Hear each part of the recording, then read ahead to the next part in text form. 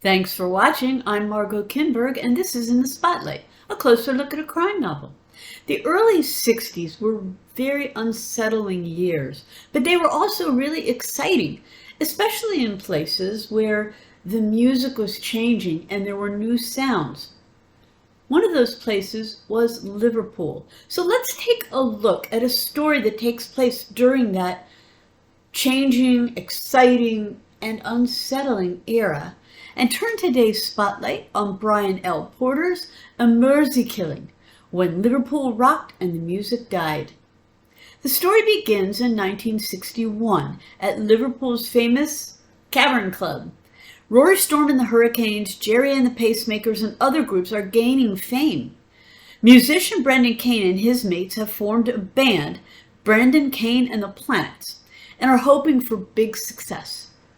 Kane, together with Mickey and Ronnie Doyle and another friend, Phil Ox, have practiced a lot and gotten a few local gigs. They are hungry for more. For the next few years, the band tries to make it, but although they have a little local success, they never really take off. Brendan and the group ultimately decide to give it one more shot, and if it doesn't work out, they'll go their separate ways. More than 30 years later, in 1999, workers discover human remains during a reclamation job on the Liverpool waterfront. Detective Inspector Andrew Andy Ross and Sergeant Clarissa Izzy Drake of the Merseyside Police are called in to investigate. It turns out that these remains have been buried for over 30 years, and when the news gets out, the Doyle brothers go to the police. They think that the body might be that of their sister Marie, who went missing in the early 1960s. Now, Ross, Drake, and their team have to find out who the remains belong to and what that might have to do with Marie's disappearance. So, what are the elements that hold this novel together? What keeps the pace going? Well, the pace is partly in the music. The music and culture of early 1960s Liverpool is an important element in the novel.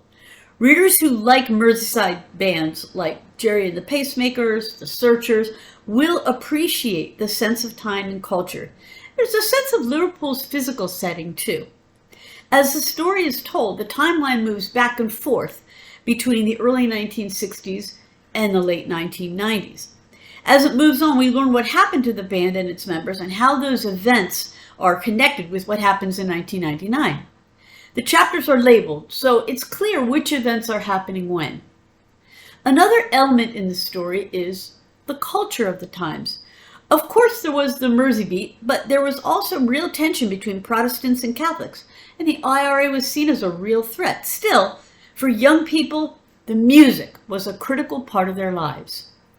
The story is told in third-person past tense, and mostly from the viewpoints of Ross and Drake, and in the earlier sections, or the early 60s sections, from Brendan Kane's point of view. Since Ross and Drake are police officers, there's a great deal of a police procedural in this novel. We follow along as the police interview witnesses, gather and make sense of evidence, and other police policies and procedures. Since the modern part of the story takes place in 1999, there are some technologies like smartphones and GPS that aren't a part of the police arsenal. The focus is on the case. So although we do learn some things about the police team's private lives, we don't follow them home, so to speak. Readers who prefer to focus on the plot rather than on a lot of home life details about the police will appreciate that. There is some violence and explicitness in the novel, but it's not gruesome, and the explicitness isn't drawn out page after page. There's also a great deal of description in the novel. Readers who prefer lean novels will notice this. A Mersey Killing gives a look at the Mersey beat of the early 1960s and the people who lived and dreamed to it. It features a clear Liverpool setting, a long-buried mystery, and a skilled group of detectives who have to go back to the past. This has been In the Spotlight. I'm Margot Kinberg. Thanks for watching.